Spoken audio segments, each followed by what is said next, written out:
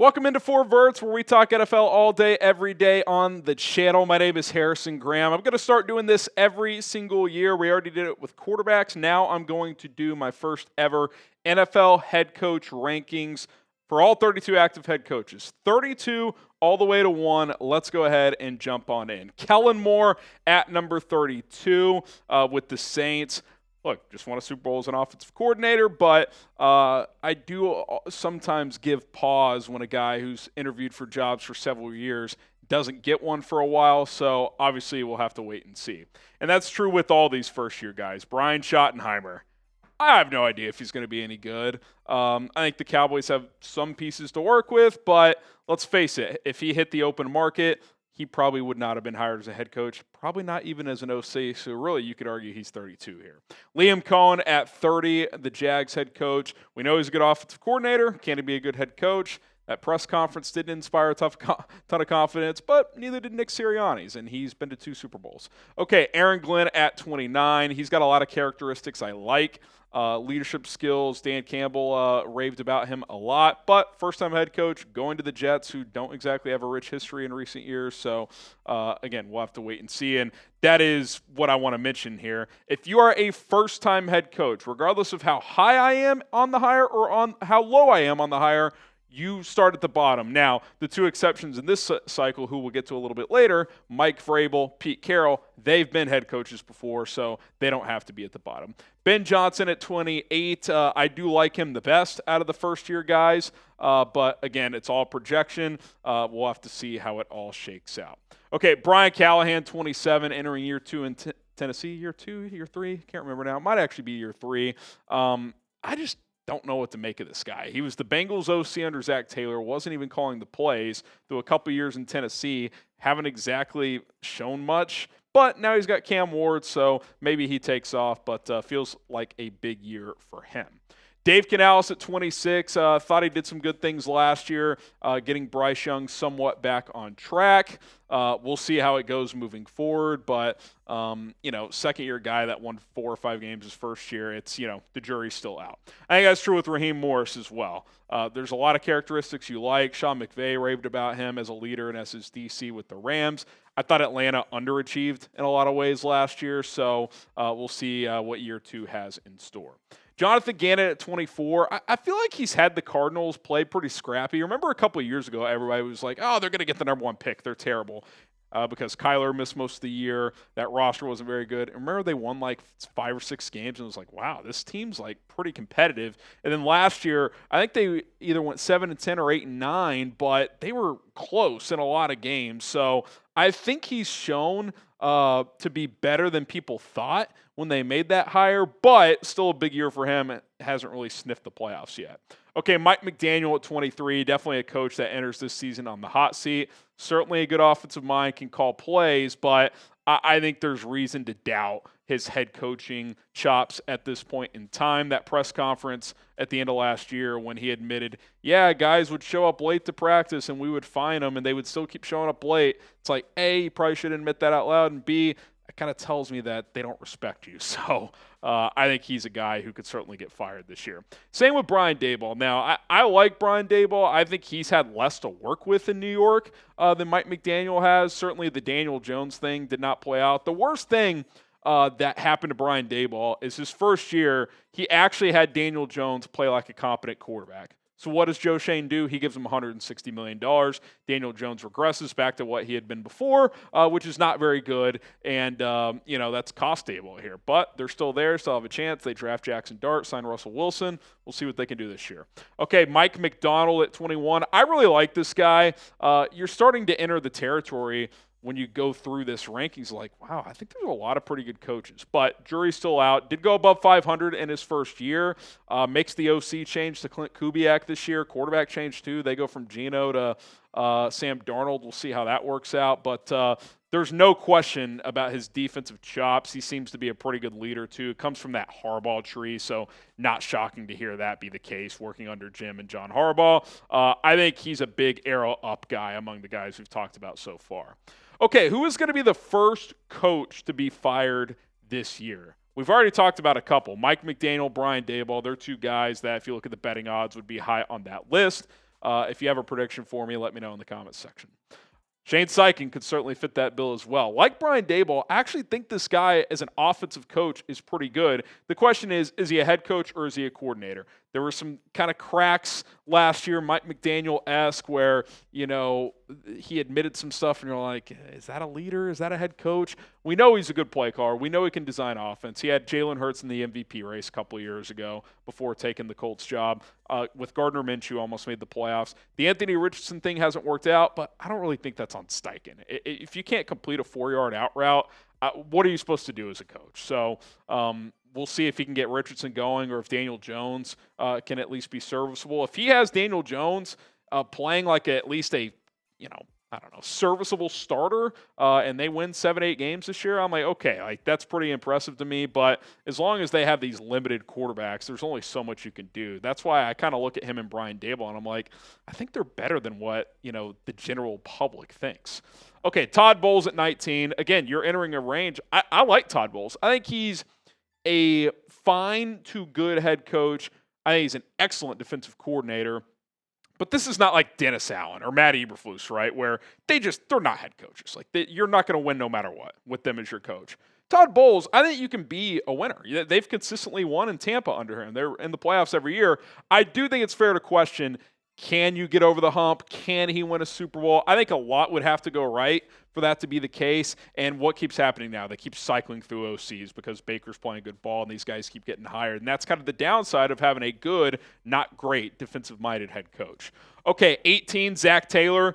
Guy was at a Super Bowl in 2021, but since then it hasn't been great. Has missed the playoffs the last couple of years. If Cincinnati wasn't a cheap organization, pretty decent chance they would have fired him this past offseason, if we're being completely honest. Again, I think he's like the offensive version of Todd Bowles. Like, good play caller. I think he's a solid head coach, but I think there's limitations there. I think there's a real chance that they've kind of maxed out with Zach Taylor. Okay, Pete Carroll with Vegas now.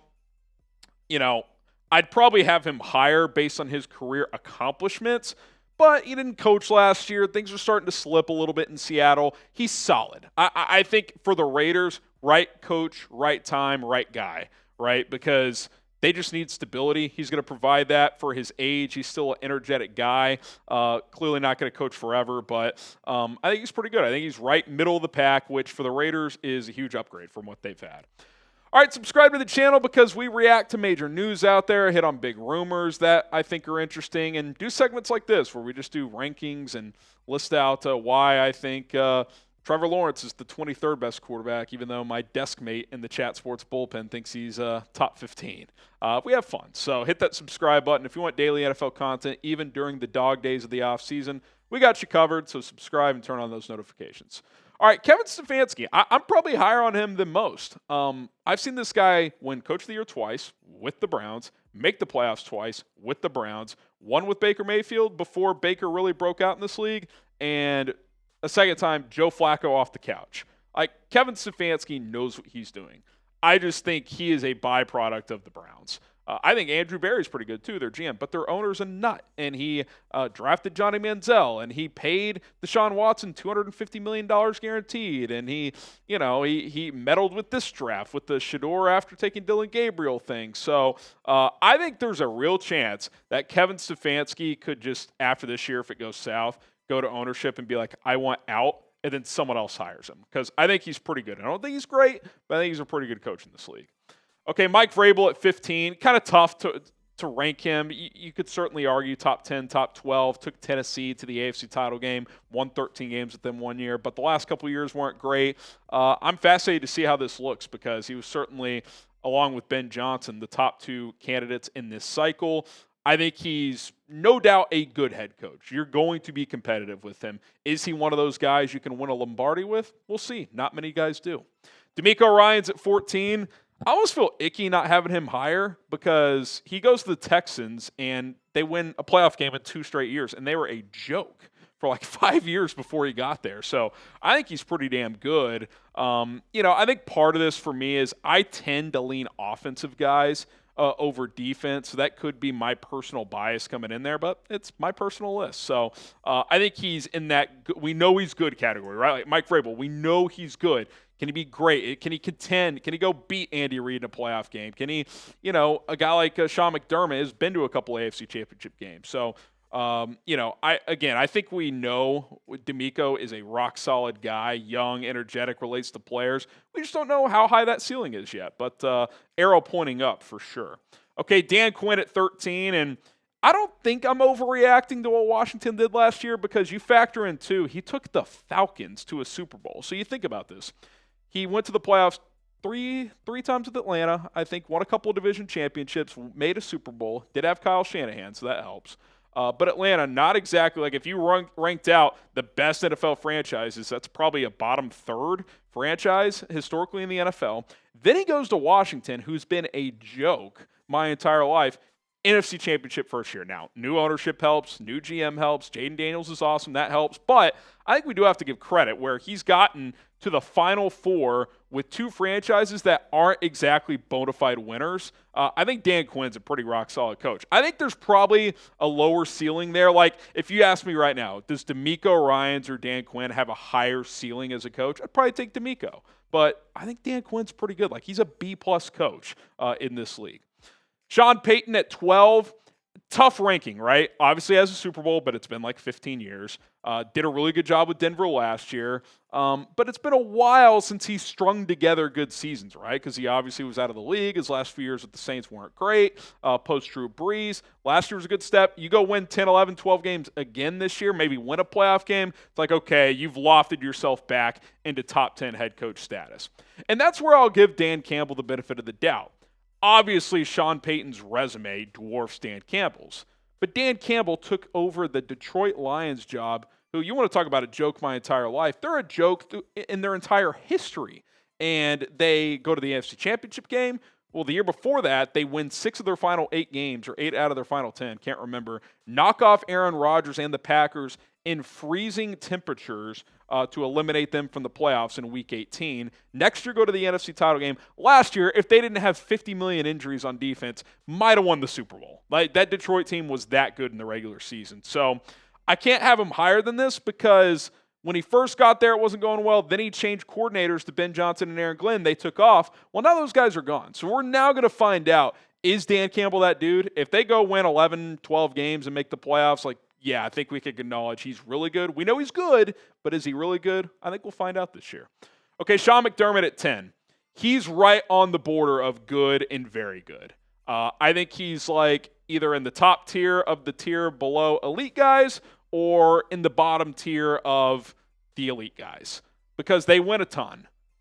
He won the Bills' first playoff game in like 20 years with Tyrod Taylor at quarterback. When was that? Back in 2017. And I think sometimes when I look at these lists, the history of the organization really matters. That's why Dan Campbell, Sean McDermott, they take over teams that have done nothing. Even Kevin Stefanski with the Browns. And yeah, I guess Stefanski hasn't gone to a Super Bowl or anything, but like he's been to the playoffs twice with the effing Browns. Sean McDermott is a perennial contender with the Bills. So, again, very, very good. What knocks him down a peg is he's a defensive guy, and his defenses in these big games, especially against the Chiefs, have let them down. So that does knock him down a peg or two. Nick Sirianni at 9. I'm not a Sirianni guy, but when you go to 2 Super Bowls in 3 years and win one, you got to give credit where it's due. I mean, at the end of the day, you're trying to win. So I think he's very coordinator dependent. Again, we'll find out if Dan Campbell is as well. We'll also find out more about Sirianni this year after losing Kellen Moore. But he's got Vic Fangio, who's top 3, top 5 defensive coordinator in the game. Howie Roseman's probably the best GM in the sport. So the infrastructure he has, he definitely benefits from.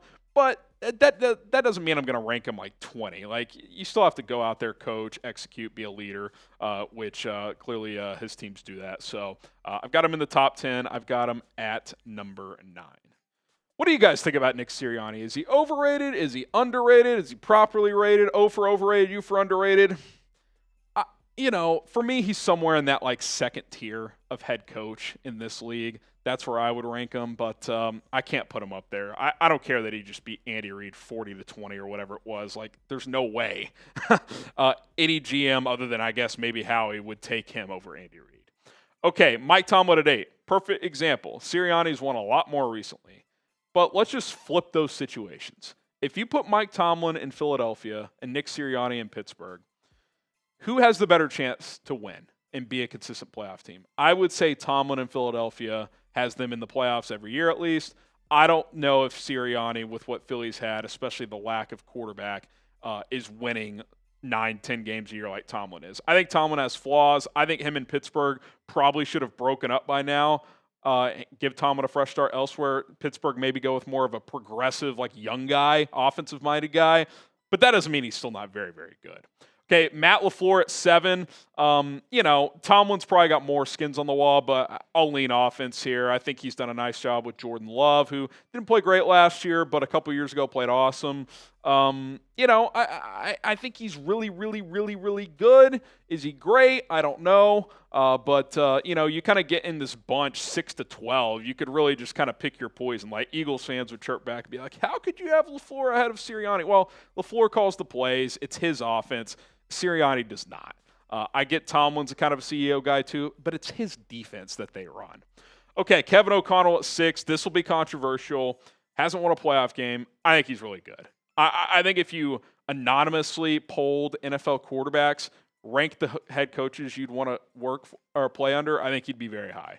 Former NFL quarterback, really good young play caller, seems to have natural leadership skills.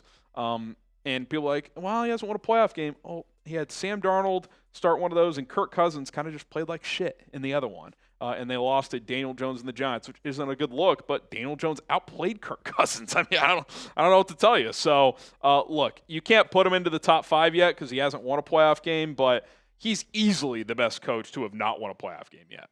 Okay, Jim Harbaugh at number 5. In 4 years with the 49ers, 3 NFC championship games and a Super Bowl appearance, and that was with Alex Smith and Colin Kaepernick. First year with the Chargers, they overachieved massively.